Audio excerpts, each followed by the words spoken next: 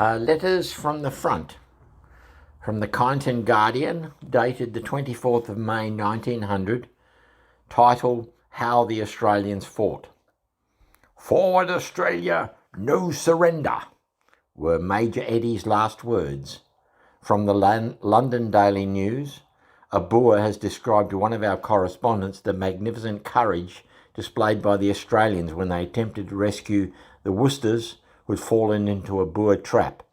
The fight took place near Colesberg during the struggle round the town. "What do you fellows think of Australians as fighters?" I asked the question carelessly, but the answer that I got brought me to my bearings quickly, for then I learnt that more than one gallant Australian officer dear to me had fallen never to rise again since I had been taken prisoner. The man who spoke was little more than a lad, a pale-faced, slenderly built son of the veldt. He had tangled curly hair and big, pathetic eyes, soft as a girl's, and limbs that lacked the rugged strength of the old Boer stock, but there was that nameless something, that indefinable expression in his face which warranted him a brave man. He carried one arm in a sling, and the bandage round his neck hid a bullet wound. "The Australians can fight," he said simply. "They wounded me and they killed my father." Perhaps it was the wind sighing through the hospital trees that made the Boer lad's voice grow strangely husky. Possible the same cause filled the blue eyes with unshed tears. "It was a fair fight, lad," I said gently. "It was the fortune of war." "Oh, yaw," he murmured. "It was in a fair fight, an awful fight. I hope I'll never look upon it another like it." "Tell me, comrade, of the Australians who fell. They were my countrymen." "It was a cruel fight," said the young man. "We had ambushed a lot of the British troops, the Worcesters, I think they called them. They could neither advance nor retire. We had penned them in like sheep, and our field cornet, Van Leyden, was beseeching them to throw down their rifles, to save them from being slaughtered, for they had no chance. Just then we saw about 100 Australians come binding over the rocks in the gully behind us. There were two great big men in front cheering them on. We turned and gave them a volley, but it did not stop them. They rushed over everything, firing as they came, not wildly, but as men who know the use of a rifle, with quick, sharp, upward jerk to the shoulder, the rapid sight, and then the shot. They knocked over a lot of our men, but we had a splendid position.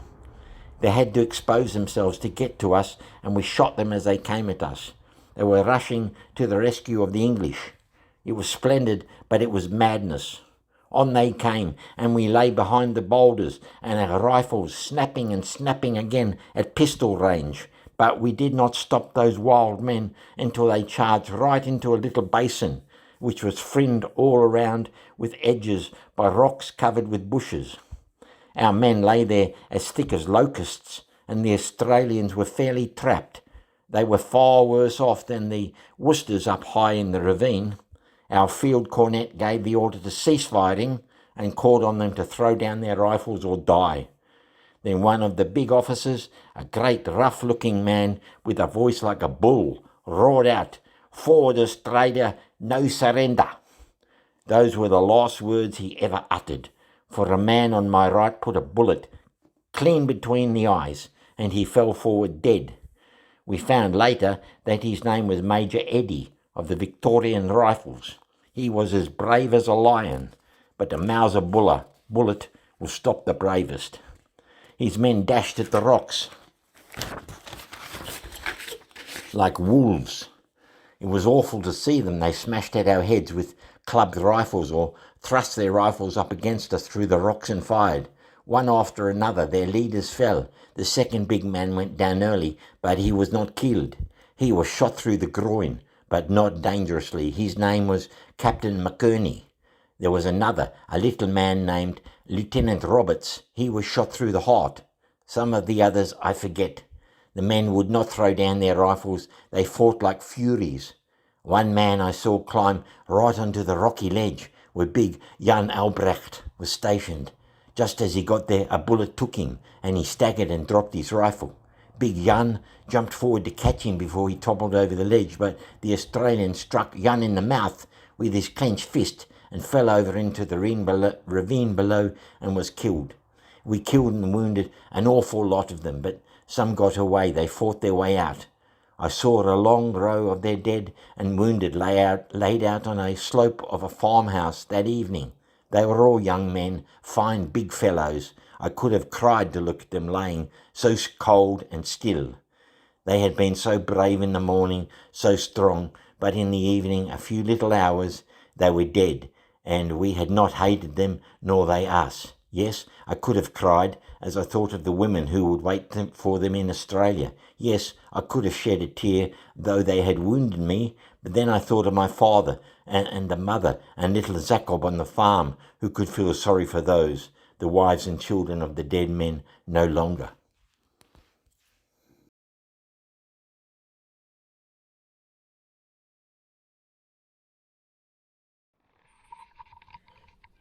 Yeah, hi everybody. I'm on a road trip to find some Boer War monuments today. They're a little bit cold in central Victoria, and I was looking at going on a long one. I was going to go across to Stawell, Horsham, down past the Grampians. There's even a little town called Mafeking over there, and then down to Hamilton, across to Casterton, and then back. Well, I was going to leave at 6 in the morning. I estimated about 5 hours each way, and then 2 hours of filming perhaps.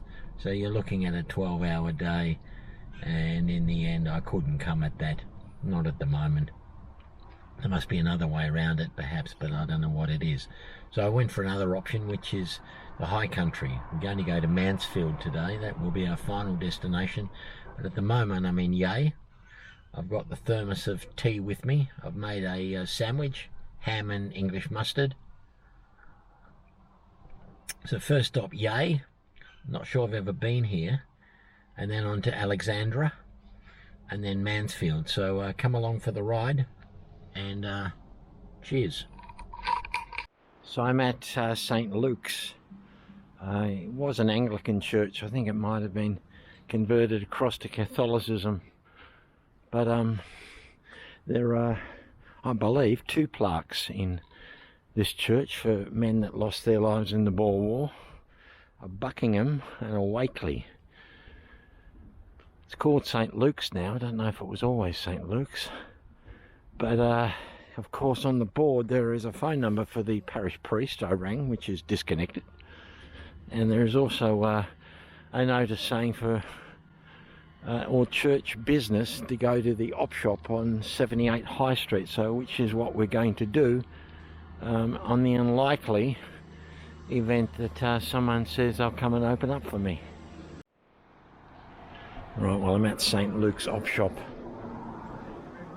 I don't know how receptive they're going to be to her, but anyway, come along for the ride. This should be a bit of a laugh.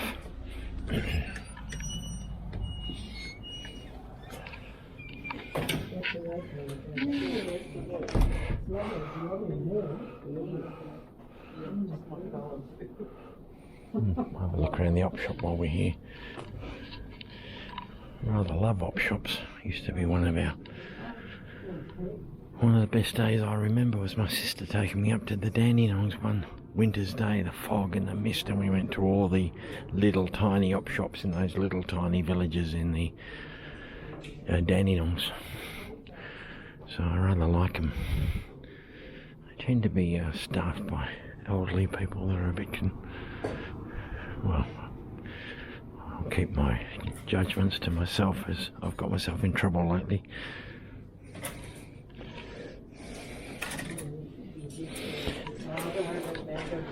Oh, look at that. Wow. Look at that. McCartney book. Yeah, they used to not know what they had and they'd give away prices. Not so. Hi, Hello. how are you? I'm curious in St. Luke's Church. Right. I run a little channel on the internet to concentrate on people that have lost their lives in the Boer War. Now, in that church, there are a couple of plaques to men that we lost to the Boer War, and I wondered if there's anyone, a priest or someone, that could show me the church. I know it's a lot to ask, but... No, the priest is, his residence is in Alexandra. Oh, I'm going there now. Are you? I'm not sure the name of it. Oh. So it used to be an Anglican, now it's Catholic, is it? No, it's still... I'm the Catholic on the opposite side, St Mary's. Right. Yeah, but no, it's still the Anglican church there. Okay. Would you know the name of the Anglican church in Alex? No. Okay, so... Anyhow, when you go into Alex... Sure. Now I'm not sure the name of the street. Oh, I'll find it. Yeah. So he lives there, does he? He lives in the... and he comes and does a service here on Sundays or something? He does it, yes. Yeah, no problem. Yeah. Okay, I'll see how I go. No worries. It's probably asking a lot, but you never know. No, I'm quite happy to help you. Thank you, bye-bye.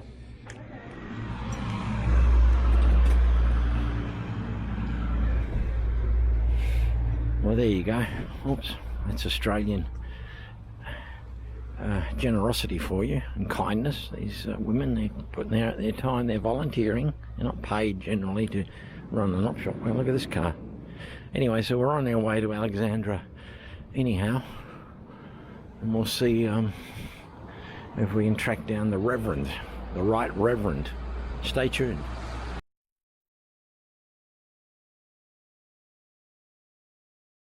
So I'm now at the Anglican Church in Alex. I'm going to see if we can find the Reverend, see what he thinks about taking me over to St. Luke's, which is, to be fair, it's about a 60-kilometre round trip when you live out this area. Yeah, people travel. So we'll see what he says. St. John's Anglican Church. And of course, where these guys actually live, that looks like a parsonage or something, maybe down here. You know what they say, no harm in asking. Oh, there's a key in the door. I feel like I'm approaching Father Brown's place. Doo-doo-doo-doo. It's autumn here, the leaves are dropping, the colours are gorgeous. Doo-doo-doo-doo-doo. There's a we're at the door of the Reverend's house here in Alex. I've had to switch over to the phone as there's no I've run out of battery on my Osmo. I don't know how that happened. I should have bought a spare battery. Got to learn these things. Anyway, so we'll switch over to the phone. He might be out. Hello, Reverend. Maybe he's at the back door.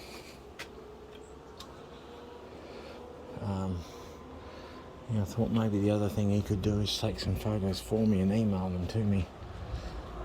But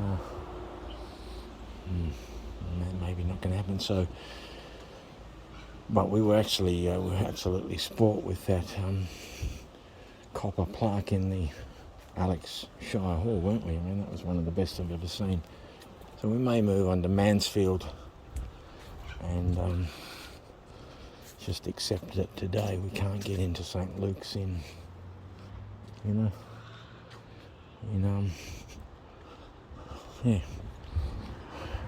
Yea, that's the word. But maybe there's a phone number we can find for the good fellow. So let's try that.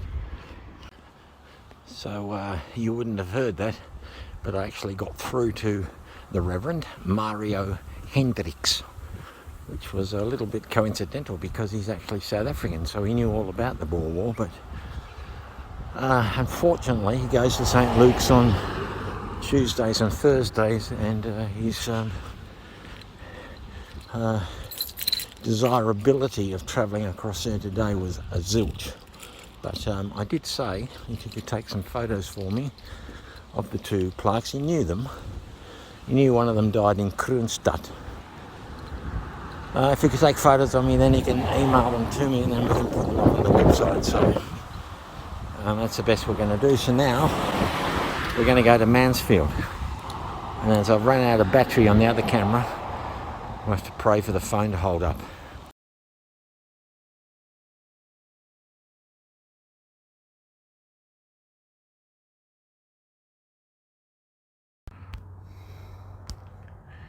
The tribute of the officers of the Victorian Mounted Rifles to the commissioned officers, men, in the memory of Private V.O. Wackley Kobe Boyne, who died at Kroonstad, South Africa, the 31st of May 1900. Very difficult to read. Now the other plaque reads, it's a little easier to read, the tribute of the officers of the Victorian Mounted Rifles and the non-commissioned officers and men in the memory of Sergeant A.G. Buckingham of Yea, who died at Renosterkop, South Africa, the 24th of July 1901. Just of interest, a renoster is a rhinoceros.